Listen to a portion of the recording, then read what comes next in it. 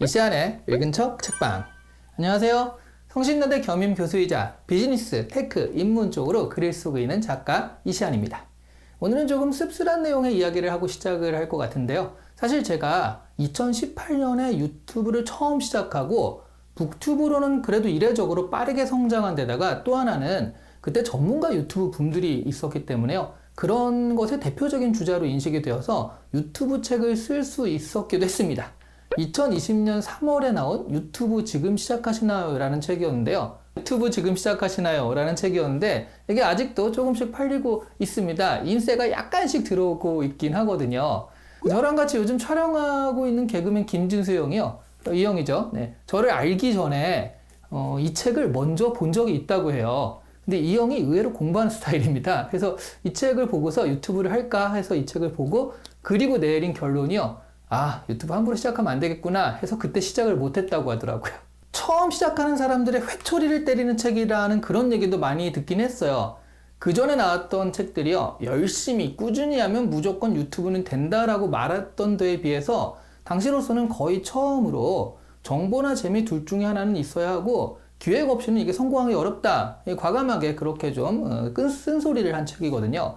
그리고 그때 당시에 이미 연예인들이 조금씩 뛰어들고 있기 때문에 운이 좋은 몇몇 소수를 제외하고는 대부분의 일반인으로서는요, 구독자보다는 전문성 확보와 표현에 치중을 두고 해야 한다라는 식의 뼈 때리는 이야기들을 좀 했었습니다. 당시에도 그랬는데요, 이제는 그 사이에 이 유튜브의 경향성은 더욱 짙어지고 이른바 레드오션이 되면서 전문가들의 놀이터가 되었어요. 오늘 소개해드릴 책은 이런 경향성이 얼마나 더 진행되었으며 그리고 이런 틈바구니 속에서도 그나마 어떻게 해야지 유튜브를 만들고 성장시킬 수 있는지에 대해서 이야기한 책입니다. 당장은 아니더라도 나중에라도 한번 시작해봐야겠다, 크리에이터를 하고 싶다라는 생각이 있으신 분이라면 미리 알아두면 좋을 이야기들입니다. 닥터튜브 주임찬의 유튜브 클리닉 소개해드립니다. 한 가지 기분 좋은 건요, 제가 2020년에 전제하고 예측했던 미래대로 유튜브판이 흘러갔다는 것이죠. 기분이 안 좋은 건요, 저는 알고서도 제 유튜브를 운영하는데 그걸 적용하지 못했다는 겁니다. 사실 제 유튜브는 취미에 좀 가까워서요, 분석하고 빠르게 적용하고 그때그때 트렌드에 맞춰서 채널을 키워내려면 들어가는 노력과 시간이 정말 많이 들어가거든요. 전업으로 해도 이게 될까 말까 한 거잖아요. 그렇게 제가 시간을 쥐어짜기가 쉽지가 않더라고요. 그런데 또 이렇게 계속 10만 구독자를 눈앞에 두고 좀처럼 빠르게 다가가지 못하니까 좀 아쉽기도 합니다. 제가 말씀드린 대로 브랜딩을 하는 전문가 채널로 키워낸 것이긴 한데 이왕이면 사람도 좀 많았으면 하는 아쉬움이 있긴 해요. 이 책의 장점은 현실적이라는 겁니다. 유튜브가 상업 플랫폼이라는 것을 정확히 전제하고 있어요. 아무리 진정성을 다하고 최선의 노력을 쏟아 부어도 상업적 플랫폼에서는요, 대중적이지 못하면 사장됩니다. 특히 제가 책을 낸 2020년과 지금의 시기를 비교해보면 그 사이에 감염병으로 인한 봉쇄가 있었고요. 이 시기에 전문가들이 유튜브 채널을 엄청 많이 개설했거든요. 그러니까 지금은 전문가 브랜딩이라는 것도 쉽지가 않은 게요, 정말 너무 많은 분야의 세부적인 전문가들이 한 자리씩 포지션을 차지하고 있습니다. 그렇다면 대중적이어야 하는데요. 이 대중적이라는 것의 개념은요, 무조건적으로 재미, 정보 둘 다 같이 있어야 된다, 이렇게 말할 수는 없죠. 일반인들의 입장에서 유튜브를 하려면 재미는 따라오면 좋고요, 아니면 할 수 없지, 이렇게 생각하는 좀 부차적인 요소로 봐야 합니다. 왜냐하면요, 재미면에서는 개그맨들이나 연예인들이 개설한 그 많은 채널들을 이길 수가 없거든요. 그러니까 정보라는 면에 집중을 해야 되는데 이때 정보가 굉장히 뾰족해야 됩니다. 전반적인 정보 전달, 그러니까 좀 넓은 정보 이런 것들은 또 방송국 꾼들이요, 개설한 채널들이 많잖아요. 연예인들이 전문가들 모시고 전달을 하거든요.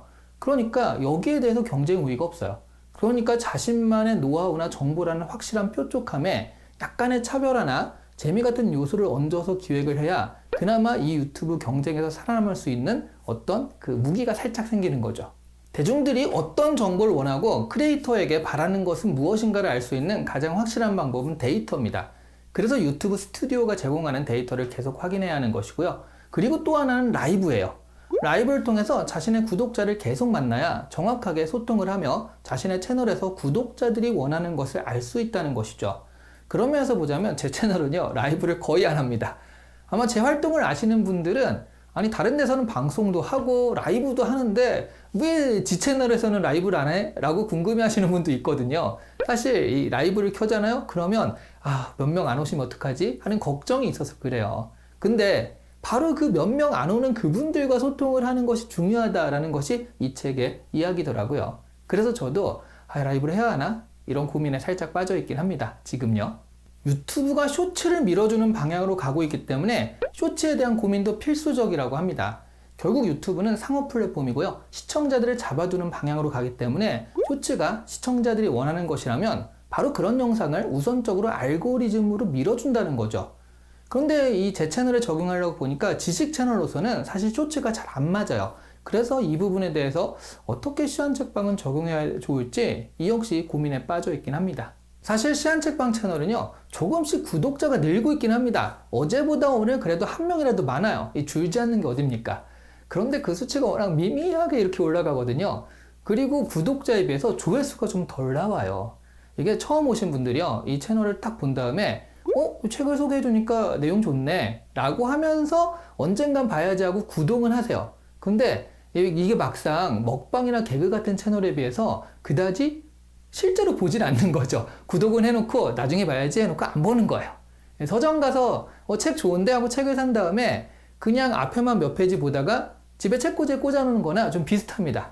그래서 이거 다른 채널로 좀 해봐야 하나 라고 제가 생각을 하기도 하고요. 이 채널을 좀 발전시켜서 다른 부분도 다뤄봐야 하나 라는 고민도 좀 있어요. 근데 일단 작가라든가 강연하는 거, 가끔 또 방송도 하는 이 제 생업들이 있잖아요. 이걸 침해하지 않는 정도의 시간 투자로 하려니까 채널을 해보고 싶은 게 많은데요. 막상 시작은 못하고 있습니다. 이 책을 보다 보니까요, 제 채널의 방향성에 대한 이 고민이 되어버렸습니다. 여러분의 생각도 좀 알려주시면 좋겠어요. 그래도 도덕경부터 양자역학까지, 그리고 잘 알려진 사피엔스나 데미안 같은 책부터 처음 듣는 느터집 처녀 같은 책까지 마치 대형 서점에 가서 다양한 책을 마주치다가 우연히 좋은 책을 득템하는 것 같은 기분을 들게 해줘서 고맙다, 이런 말씀들을 하시는 분이 꽤 있으세요.